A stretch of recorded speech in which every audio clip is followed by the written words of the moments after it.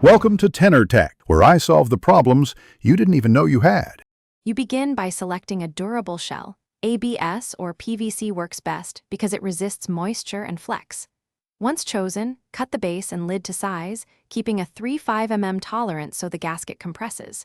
Make a shallow channel around the lid edge for the gasket. This guides sealing and prevents squashing. You drill alignment pinholes now because later holes are harder to seal. Make sure to sand mating faces lightly. That improves adhesion for the silicone. You fit a closed-cell gasket into the channel. Choose one slightly thicker so it compresses to form a continuous barrier. Once the gasket sits true, lay a continuous bead of 100% silicone along all internal seams. Move steadily to avoid gaps and smooth the bead at a 45 degrees angle so it bonds and sheds water. After the silicone skins over, reinforce outside seams with waterproof tape or a fillet of epoxy. This spreads stress and protects the seal from. You assemble the box using bolts or clamps, tightening evenly so the gasket compresses uniformly.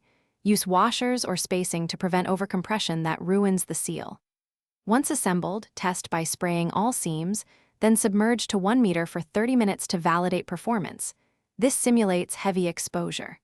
If you spot leaks, dry the area completely, peel back the failing section, reapply silicone or replace the gasket, and retest. This iterative check ensures you fix weak points before regular use. Thanks for watching. Subscribe to keep your life in tune.